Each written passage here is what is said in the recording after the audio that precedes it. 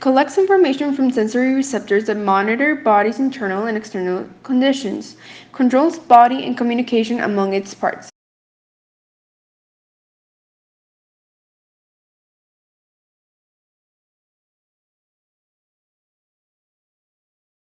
Sensory input, the information you detect. You can either feel, see, taste, smell, or hear, and your sensory inputs will send a signal to your brain.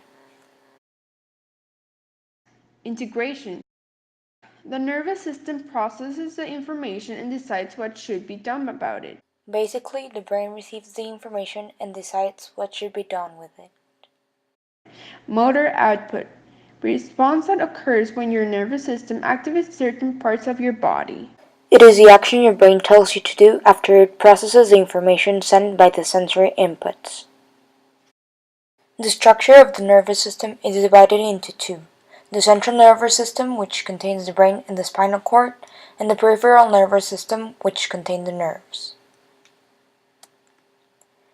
The nerves are composed by dendrites, which bring information to the neuron, the cell body, and the axons, which send information to other neurons.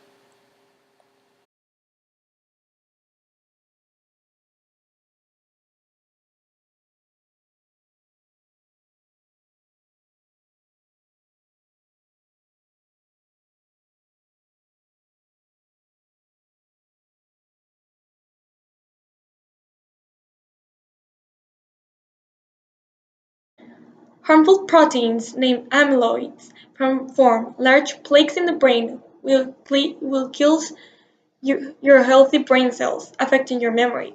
After time, you will not only be forgetting things, also everyday activities such as walking, talking, and eating becomes harder to do. Alzheimer starts in the hippocampus, which is where memories are formed. And here, the patient is starting to find difficulty in remembering things he once used to remember. These plaques and tangles later spread through more regions of the brain. It first spreads to the front of the brain where language is processed. Here, the patient will have trouble finding the right words.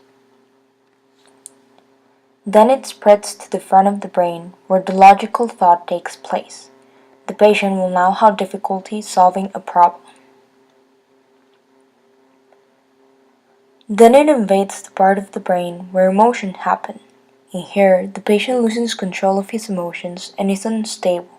He can either be calm, sad, happy, excited, etc., but he won't be able to control his emotions.